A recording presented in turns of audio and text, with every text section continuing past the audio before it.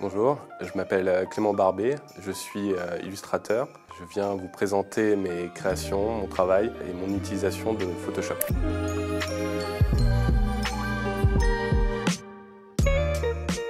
Je pense notamment à Cruciforme, qui est vraiment une artiste passionnante et dont le travail m'a beaucoup inspiré. Et j'adore sa façon de construire une image, de jouer avec les formes géométriques, de créer de la profondeur. C'est vraiment un travail qui m'a beaucoup marqué.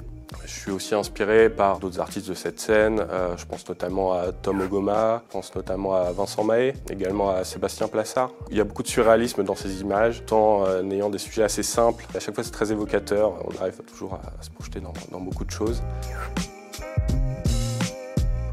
L'aspect le plus important dans mes œuvres, c'est la notion de voyage. Pouvoir créer une image qui, lorsqu'on la voit, nous sort un peu de notre quotidien, nous emmène dans un univers. C'est dur parce que je le conscientise pas toujours. J'aime bien créer, ouvrir un nouveau document et puis se lancer dans l'aventure d'une nouvelle illustration, mais sans trop savoir à chaque fois où ça va me mener. C'est pour ça qu'il y a cette idée de voyage dont je parlais. C'est à la fois sur le résultat final pour le spectateur, mais c'est aussi en tant que créateur de parcourir un chemin et d'arriver à une destination, mais dont on n'a pas trop l'idée de base. C'est un peu comme une randonnée, quelque part, voilà, on passe par des sentiers, on essaye des choses, on fait des erreurs et on joue avec. Généralement, je commence par un croquis à la main, ensuite je scanne, que je viens mettre dans Photoshop.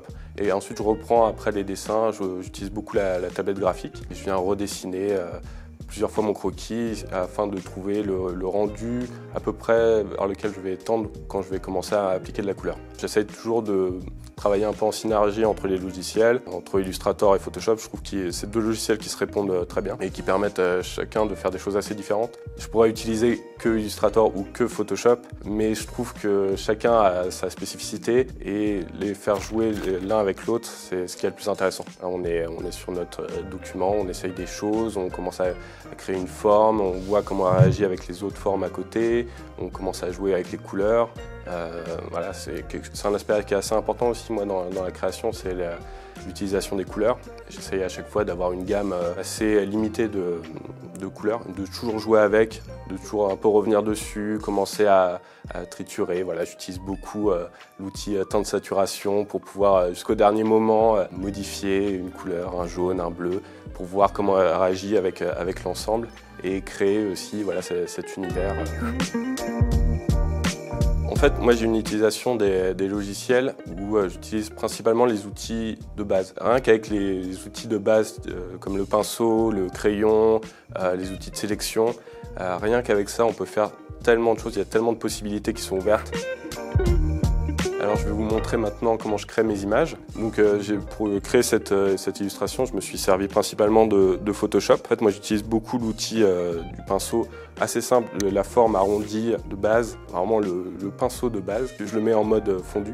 Et ça permet d'avoir un grain qui est assez chouette. Je joue à chaque fois avec la transparence, venir rajouter des couches et des couches et des couches. Et ça me permet à chaque fois après de travailler les ombres. Ça permet de donner du relief à l'illustration et de venir créer aussi des couches successives pour rentrer dans la profondeur de l'image. Ensuite rentrer dans la profondeur et ça permet voilà, d'avoir des ombres texturées très chouettes et puis de jouer avec la lumière, d'avoir par exemple cette boule lumineuse et de créer une sorte de halo autour de cette boule qui vient éclairer le reste de la main.